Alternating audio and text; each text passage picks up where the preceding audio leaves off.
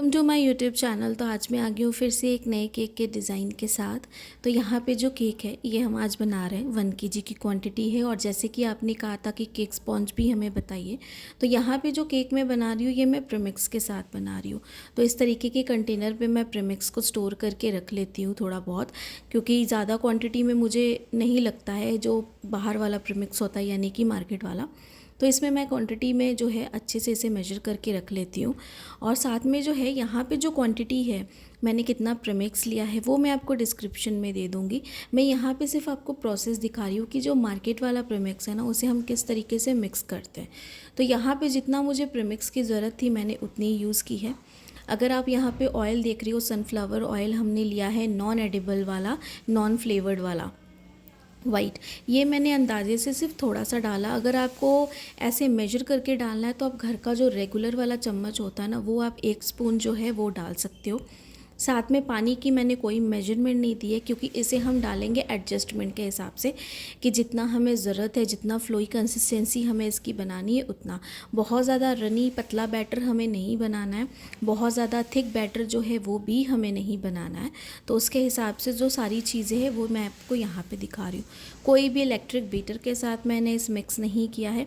आप चाहो तो इलेक्ट्रिक बीटर के साथ भी केक बैटर को, प्रीमिक्स को या जिसको भी आप मिक्स कर सकते हो, और या फिर आप चाहो तो विस्क के साथ भी इसे मिक्स कर सकते हो। तो ये आपके ऊपर है। और काफ़ी अच्छे से अगर आप देख रहे हो ना, एक ही साइड पे मैं इसे जहाँ पर भी मिक्स कर रही थी ना, जब भी मैंने रोटेट करके किया एक ही साइड पे इसे मिक्स किया है। एक बार अच्छे से मिक्स किया, फिर दूसरे साइड पे, दूसरे साइड से, लेकिन एक ही साइड पे हमें इसे मिक्स करना है। तो काफ़ी अच्छे से ये मिक्स हो गया है। कोई भी लम्स नहीं रहने चाहिए। पानी बहुत ज़्यादा हमने यहाँ पे नहीं लिया है, सिर्फ 1 कप है मेरे पास जो मैंने भर के पानी लिया था, और उसमें ही हमें जितनी ज़रूरत होगी उतना ही हम यूज़ करेंगे। बाकी जो बच जाएगा उसे रहने देंगे, या फिर अगर हमें और ज़रूरत पड़ेगी तो थोड़ा सा और हम यूज़ कर लेंगे। तो केक टिन यहाँ पे मैंने जो लिया है वो 6 इंच का है। साथ में 2 मेरे पास 6 इंच के केक टिन हैं, सेम साइज़ के हैं। अच्छे से बटर पेपर यहाँ पे हमने लगा लिया। आप इको बेक वाला भी लगा सकते हो पेपर, और वो सारे साइजेस कटिंग में ही आते हैं, जैसे 4 इंच, 5 इंच, 6 इंच। लेकिन मुझे ये ज़्यादा बेटर लगता है अपने रिक्वायरमेंट के हिसाब से, और वो आप बार बार रीयूज़ कर पाते हो। तो मैं यही वाला ज़्यादातर यूज़ करती हूँ। आप उसका भी यूज़ कर सकते हो, इसका भी यूज़ कर सकते हो। तो अच्छे से हमने ऑयल के टिन को जो है ऑयल ग्रीस कर लिया, और जितना बैटर यहाँ पे हमने बनाया था इसे हम यहाँ पे डाल देंगे। तो फर्स्ट स्लॉट के लिए यहाँ पे मैंने पहले बैटर मिक्स किया है, उसके बाद जो है मैं सेकंड स्लॉट के लिए करूँगी। आप चाहो तो एक ही बार में पूरा बैटर को मिक्स कर सकते हो, और हाफ हाफ करके जो है ना इसे 2 कंटेनर्स में डिवाइड कर सकते हो। बट मैं हमेशा ऐसे करती हूँ क्योंकि मैं थोड़ा कंफर्टेबल होती हूँ इसके हिसाब से, इसलिए मैं इस तरीके से मिक्स करती हूँ। आप जैसे कंफर्टेबल हो आप उसके हिसाब से कर सकते हो। तो यहाँ पे कोई भी पैलेट नाइफ़ या कुछ भी मैंने यूज़ नहीं किया। जो सेम मेरे पास ये स्पैचुला है, इसी के साथ मैं इसे अच्छे से स्प्रेड कर रही हूँ पूरे केक टिन पे। और यहाँ पर जो है हमारा बैटर बहुत ज़्यादा थिक नहीं है, बहुत ज़्यादा पतला नहीं है। तो इसके लिए हमें कहने से टैप करने की ज़रूरत नहीं कि कोई भी एयर बबल्स इसमें होंगे। ये काफ़ी अच्छे से एकदम जितना हमें ज़रूरत है उसके हिसाब से हमने ये पूरा बैटर बना लिया। तो आई होप कि आपको ये बैटर एकदम अच्छे से समझ में आया होगा कि मैंने किस तरीके से बनाया है। बहुत ज़्यादा इसे डिफ़िकल्ट नहीं है। और अगर आप देखोगे, मैं जब आपको ये केक दोनों दिखाऊंगी ओवन से जब निकल जाएंगे बेक होके, तो आप देखना दोनों की जो टॉप सरफेस है ना एकदम इक्वल है, यानी कि कोई भी डोम शेप नहीं बनी, ओवर बेक्ड नहीं हुआ है सारी चीज़ें।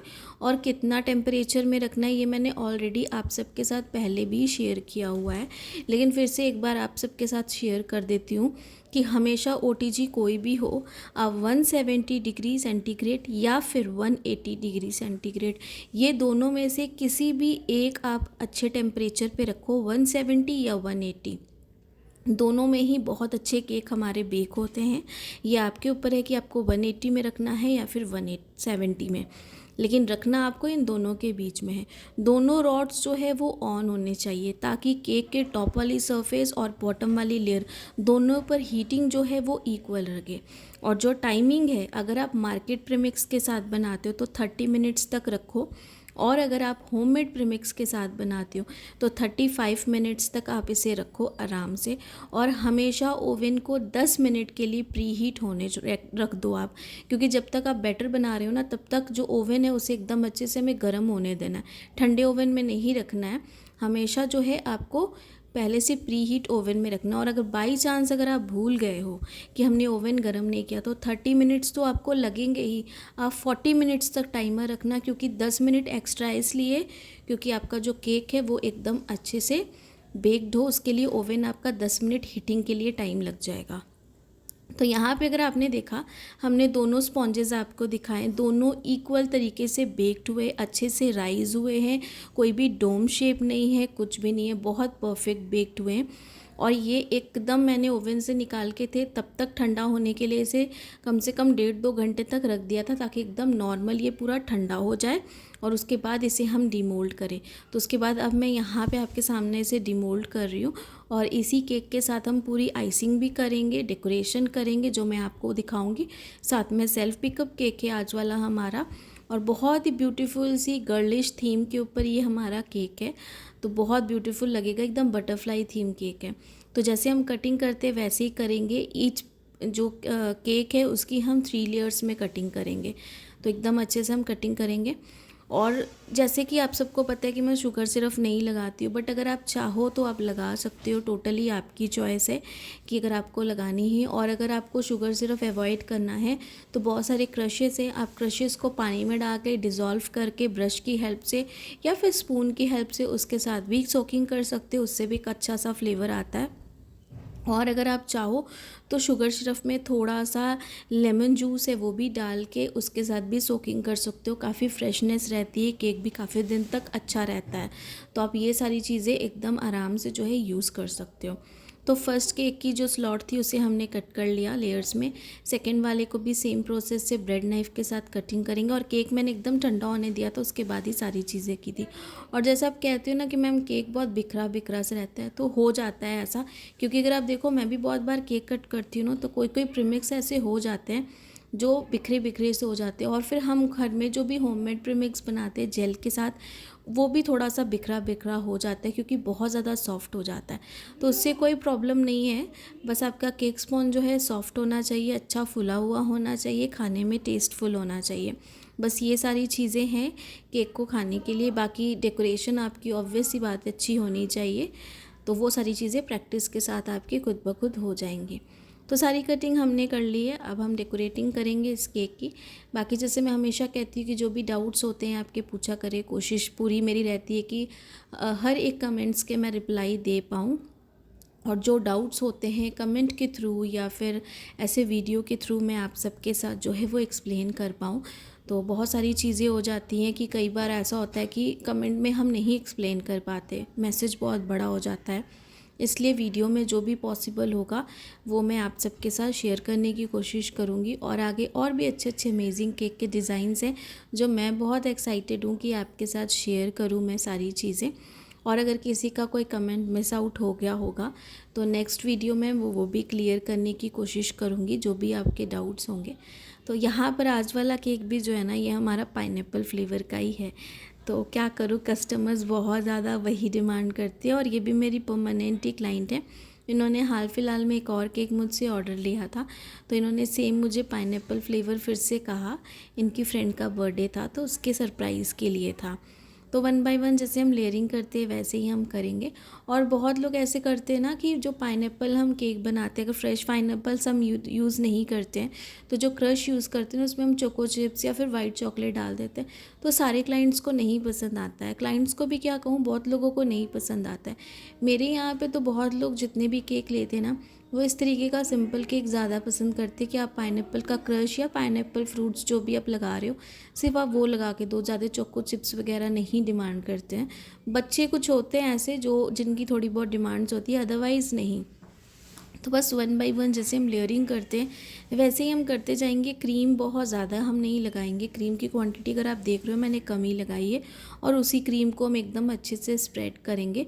और मैं जितने भी ऑर्डर्स लेती हूँ ना, मोस्टली पाइनएप्पल के सबसे ज़्यादा ही ऑर्डर जाते हैं, क्योंकि ये फ्लेवर ना मोस्टली इवेंट्स में भी बच्चों के बर्थडे होते हैं तो उनमें ज़्यादा फ्लेवर्स यही जाते हैं। फिर जो बड़े होते हैं एनिवर्सरी में सारी चीज़ें, तो मोस्टली मतलब मेरे यही ऑर्डर सबसे ज़्यादा जाते हैं। और बाकी मिक्स फ्रूट के तो जाते ही हैं। मिक्स फ्रूट की मेरी एक क्लाइंट है परमानेंट जो हमेशा मुझे मिक्स फ्रूट के ही ऑर्डर्स देती हैं। तो बस यही सारी चीज़ें हैं। वन बाय वन लेयरिंग करेंगे। और जैसे कि एक और चीज़ मैं आप सबके साथ शेयर करूँगी कमेंट के थ्रू कि जो कमेंट मुझे आया था कि मैम हम केक बना रहे हैं तो केक जो है ना ऊपर से राउंड गोल हो जाता है, ए शेप बन जाती है, अच्छे से नहीं होती है। तो यहाँ पे अगर आप वीडियो में देख रहे हो ना कि मैंने वन बाय वन लेयरिंग किस तरीके से लगाई है, हमें बिल्कुल इस तरीके से ही जो लेयरिंग है ना उसे सही तरीके से अरेंज करना है। ऐसा नहीं है कि लेयरिंग जब हम लगा रहे एक ऊपर की जाती मोटी हो गई है, पतली हो गई है या फिर थोड़ी सी टेढ़ी हो गई है, ऐसा नहीं। सारी चीज़ों को हम इक्वली एक तरीके से लगाएंगे ना तो वो आपकी जो पूरी टावर बनेगी ना केक की एकदम, वो बहुत अच्छे से बनेगी। और उसके बाद क्या है कि अगर आप जैसे बिगनर हो, जैसे मैं डायरेक्ट क्रीम अप्लाई कर देती हूँ केक के ऊपर, तो आप क्या करो ना पाइपिंग बैग में डाल के क्रीम को अप्लाई करो। उससे क्या होगा, एक तो आपका टाइम कम लगेगा, दूसरा आपको ज़्यादा फिनिशिंग करने की ज़रूरत नहीं पड़ेगी स्क्रैपर के साथ। जब आप पाइपिंग बैग के साथ क्रीम को लगाओगे ना और साथ में स्क्रैपर के साथ आप साइड वाली एजेस को क्लीन करोगे ना तो आपको ज़्यादा मेहनत नहीं लगेगी, फटाफट वो चीज़ जो है ना कवर अप हो जाएगी। और स्क्रैपर जो है जो मैं यूज़ कर रही हूँ ना अपने वीडियो में जो यूज़ करती हूँ, अब ये वाला स्क्रैपर लो या फिर एक स्टील का इससे बड़ा आता है या फिर प्लास्टिक का भी इससे बड़ा आता है, मार्केट में बहुत सारे अवेलेबल हैं, आप वो ले सकते हो।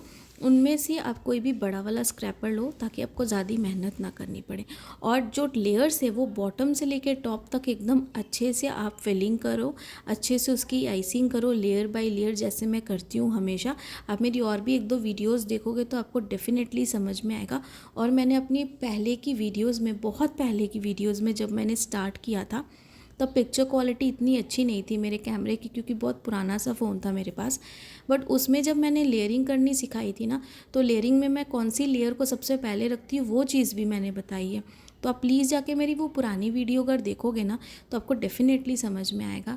बाकी अगर आप ऐसे भी मेरी रीसेंट वीडियोस कोई देखते हो रेगुलर 2-3, तो आपको वो भी उसमें से देख के समझ में आ जाएगा। तो कभी भी आपकी डोम शेप नहीं बनेगी। आप एक बार इस तरीके से ज़रूर ट्राई करना और क्रीम की कंसिस्टेंसी को एकदम परफेक्ट रखना, तो एकदम सही चीज़ें आपकी बिल्कुल बनेंगी।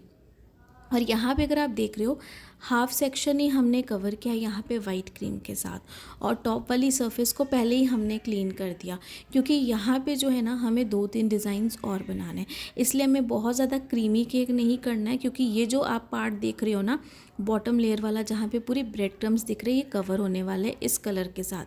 तो एक मेरे पास है यहाँ पे लाइट शेड का लेवेंडर कलर और एक है पर्पल डार्क शेड का। तो ये दोनों कलर मैंने एक ही कलर के साथ बनाया है, जेल कलर के साथ, थोड़ा सा लाइट और ज़्यादा मैंने जो कलर ड्रॉप है वो डाल के। तो ये चीज़ें आप सब भी इजीली बना सकते हो। तो दोनों को ही मैंने पाइपिंग बैग में डाला ताकि क्रीम एक्स्ट्रा भी ना लगे, ज़्यादा हमें मेहनत भी ना हो, ये डिज़ाइन फटाफट बन जाए। तो सबसे पहले यहाँ पे लाइट शेड वाली जो हमने लेवेंडर कलर बनाई है वो लगा देंगे, जितनी क्रीम है यहाँ पे पाइपिंग बैग में उतनी लगा देंगे। और उसके बाद जो है स्क्रैपर के साथ यानी कि पैलेट नाइफ के साथ हम इसे थोड़ा सा स्प्रेड कर देंगे, ताकि जो भी मोटी मोटी सी यहाँ पे लेयर्स है ना क्रीम की जो पाइपिंग बैग से हमने लगाई है, ये थोड़ी सी अच्छे से फैल जाए, स्प्रेड हो जाए केक के ऊपर। और उसके बाद क्या करेंगे, हम स्क्रैपर के साथ सारी जितनी भी क्रीम है वो सारी हम रिमूव कर लेंगे, जो भी एक्स्ट्रा है। तो जितनी एक्स्ट्रा क्रीम रहेगी वो सारी की सारी निकल जाएगी। तो अच्छे से पैलेट नाइफ के साथ पूरी क्रीम को स्प्रेड कर लेते हैं। इसीलिए मैंने जो बॉटम लेयर थी ना उसे कवर नहीं किया था, ताकि हमें ज़्यादा मेहनत ना करनी पड़े, केक बहुत ज़्यादा क्रीमी नहीं करना है। इसलिए फिलिंग में भी मैंने थोड़ी सी कम ही क्रीम लगाई थी और आउटर सरफेस पे भी हम थोड़ी कम लगाएंगे। तो ये स्क्रैपर है, जितना हो सकेगा हम उतनी एक्स्ट्रा क्रीम यहाँ से रिमूव करने की कोशिश करेंगे। बहुत मोटी लेयर नहीं चाहिए हमें ये क्रीम की, क्योंकि ये जो नीचे की बॉटम लेयर है ना अभी ये डार्क कलर के साथ और कवर होगी, तो बहुत ज़्यादा क्रीमी केक हमें नहीं करना है। तो इसलिए इसे जितना हो सकता है मैं उतना ही इसे क्रीम को निकालने की कोशिश करूँगी, ताकि सिर्फ ये लाइट शेड हमें उतनी ज़रूरत जितनी हमें ज़रूरत है उसके हिसाब से रहे ये इफ़ेक्ट। तो बस स्क्रैपर के साथ सारी चीज़ें करेंगे। और इस केक को एक ही बार में बना के ना इसे डेकोरेट करके एक ही बार में इसे मैं फ्रिज में रख दूँगी, ताकि बार बार मतलब इसे डेकोरेट ना करना पड़े। और बहुत सिंपल सा केक है लेकिन बहुत ही अच्छा बना है ये वाला केक, मुझे तो बहुत ज़्यादा पसंद आया। सबके बर्थडेज़ में केक बनाते तो लगता है कि अपने बर्थडे में या खुद के लिए भी कभी ऐसा कोई केक ऑर्डर करे या बनाए। तो ये चीज़ें कई बार ना हो जाती हैं मेरे साथ। तो यहाँ पे जो है डार्क कलर के साथ इसे भी अच्छे से हम स्प्रेड कर देंगे। तो यहाँ पे कलर कॉम्बिनेशन अगर आप देख रहे हो तो काफ़ी ज़्यादा अच्छा है। और मुझे क्लाइंट ने इसलिए ये कहा था क्योंकि इस पे जो बटरफ्लाई हम लगा रहे हैं ना, वो पर्पल कलर की थी। तो पर्पल कलर की थी तो उसके हिसाब से हमें सारी चीज़ें बनानी है और ये बहुत ही ज़्यादा ब्यूटीफुल है। ऐसा आप सेम रिक्रिएट कर सकते हो पिंक कलर के साथ भी। तो जो पिंक कलर है वो भी आप लाइट और डार्क शेड का यूज़ करके इस तरीके से डिज़ाइंस बना सकते हो और साथ में पिंक कलर के ही बटरफ्लाई आप लगा सकते हो। तो बहुत ही ब्यूटीफुल सा केक बनेगा। स्क्रैपर के साथ यहाँ पर भी जो जितनी एक्स्ट्रा क्रीम है उसे हम रिमूव कर देंगे और स्लोली जेंटली हमें करना है, ज़्यादा प्रेशराइज़ करके नहीं करना है स्क्रैपर के साथ, क्योंकि क्रीम जो है ना वो पूरी निकलनी नहीं चाहिए। क्योंकि क्रीम जो है वो हमारी इवनली स्प्रेड भी हो जाए, डिज़ाइन भी बन जाए और जितनी एक्स्ट्रा क्रीम है ना वो भी निकल जाए। तो इस तरीके से हमें करना है। तो साइड वाली एजेस को भी अच्छे से क्लीन कर लिया, बोर्ड को भी मैंने क्लीन कर लिया था।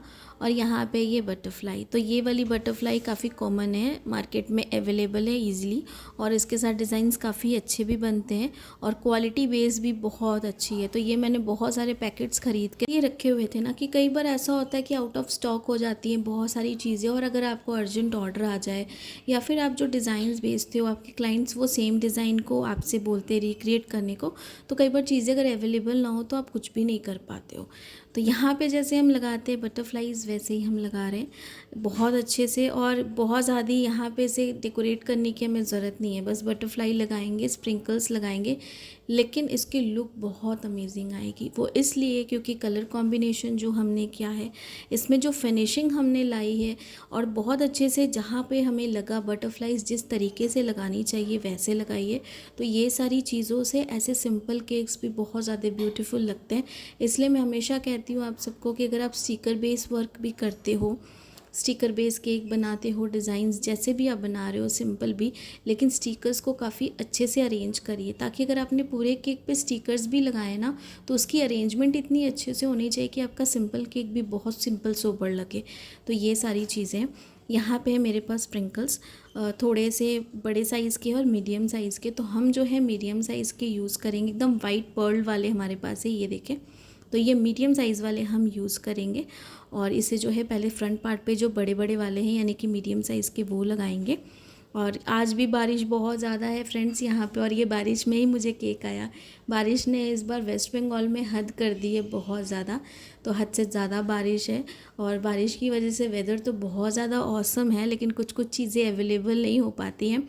जैसे अगर फ्रेश फ्लावर्स के ऑर्डर्स आ जाएं, उस दिन मुझे जिप्सी फ्लावर्स नहीं मिले, बाहर जाने में थोड़ी सी प्रॉब्लम हो जाती है। अगर आपके क्लाइंट खुद आते घर पे और सारी चीज़ें अवेलेबल है डेकोरेशन के हिसाब से फिर तो कोई प्रॉब्लम नहीं है, लेकिन ना हो तो फिर प्रॉब्लम हो जाती है। तो यहाँ पे जो है बड़े वाले हमने लगा दिए स्प्रिंकल्स अच्छे से, जो पर्ल वाले, और ये काफ़ी अच्छे हैं। मुझे ये 90 रुपीज़ का पूरा नहीं 120 रुपीज़ का ये पूरा जो बॉक्स है ना वो पड़ा था। काफ़ी अच्छे स्प्रिंकल्स हैं, क्वालिटी भी अच्छी थी और क्वांटिटी दोनों की ही अच्छी थी। तो इस तरीके से यहाँ पर भी लगा दिए और अब जो है हम ज़ीरो साइज़ वाले यहाँ पे स्प्रिंकल स्प्रेड करेंगे। और जो ये ज़ीरो साइज़ वाले करेंगे ना, इसे ज़्यादा क्वांटिटी में हमें स्प्रेड करना है। तो ये भी काफ़ी अच्छे, इसे मैंने बहुत बार यूज़ किया है। तो इस तरीके से यहाँ पे कर देंगे अच्छे से इसे स्प्रिंकल, एकदम बिल्कुल अच्छे से हमें करना है ताकि इसकी इफ़ेक्ट जो है कुछ ज़्यादा अच्छी और आए, फ्रंट पार्ट से भी और बैक पार्ट से भी। ये जो छोटे वाले स्प्रिंकल्स है ना, यहाँ की जो है आप अगर थोड़ा बहुत और चेंजेस चाहते हो, थोड़े बहुत और बटरफ्लाइज लगाना चाहते हो तो आप लगा सकते हो। मैंने यहाँ पे फ्रंट पार्ट पे सबसे ज़्यादा लगाए हैं, बैक पार्ट पे मैंने रहने दिया है। जो भी डेकोरेशन थी वो मैंने फ्रंट साइड पे ज़्यादा की है बटरफ्लाई के साथ, इसलिए बैक पार्ट को मैंने अवॉइड किया। अगर आप चाहो तो बैक साइड पे भी अच्छे से इसे लगा सकते हो, जितने भी आपके पास जो भी बटरफ्लाई हैं, जो भी डिज़ाइन के आप बना रहे हो सेम वैसे ही। तो यहाँ पे एकदम अच्छे से हमने स्प्रिंकल्स को स्प्रेड किया है और एक बार चेक करेंगे अच्छे से कि सारी चीज़ें कंप्लीट है या फिर नहीं। और जहाँ से भी कहीं भी कुछ लगेगा हमें कि नहीं है कंप्लीट तो उस पार्ट को हम अवॉइड करेंगे। और इस केक का हम पूरा वेट भी देख लेते हैं। तो यहाँ पे वेट मशीन हमने ले ली है, वेट मशीन को कर लेंगे हम ऑन करने के बाद हम डाल देंगे इसे टियर पे ताकि इसका बैलेंस हमें इक्वल मिले। और यहाँ पे रख देंगे हम केक बोर्ड को। और एक चीज़ मैं आपको बताना चाहूँगी कि केक बोर्ड कितने वेट का है, MTF का है, ड्रम बोर्ड है या फिर ऐसा है, उसकी वजह से भी केक का वेट जो है वो ज़्यादा होता है। ये चीज़ आप हमेशा ध्यान रखना। केक की डेकोरेशन, केक की वेट जो है वो ड्रम बोर्ड हो या MTF का बोर्ड हो, क्या क्वालिटी बेस्ड प्रोडक्ट है उसके ऊपर ऊपर भी डिपेंड होता है। तो यहाँ पे टोटल वेट आपने देखा, साथ में लगा दिया यहाँ पे हमने बर्थडे टैग। तो बर्थडे टैग लगाने के बाद ये पूरा टोटल वेट हो गया। फिर से अगर आप देखो बर्थडे टैग निकाल रही हूँ, ऊपर नीचे कर रही हूँ, तो इसका जो वेट है वो फ्लैक्चुएट हो रहा है क्योंकि साइज़ का डिफरेंस पड़ जाता है। तो ये है इस केक की पूरी ओवरऑल लुक, जो पूरी आपको क्लोजअप करके दिखा रही हूँ मैं। और इस केक को ऐसे डायरेक्टली हम रख देंगे फ्रिज में, जब क्लाइंट आएंगे शाम को तो वो केक खुद रिसीव कर लेंगे। और इस केक का जो प्राइस है 1 kg हमारा केक था। पूरा टोटल मैंने 800 रुपीज़ इसका चार्ज किया है। आप अपनी जगह के हिसाब से ज़्यादा कम जैसा है वैसा चार्ज कर सकते हो। बाकी आई होप कि आज की केक वीडियो आप सबको पसंद आई होगी। पसंद आई होगी तो लाइक सब्सक्राइब शेयर ज़रूर करिएगा, ढेर सारे कमेंट्स और ऐसे ही मोटिवेट करते जाइएगा। Thanks for watching.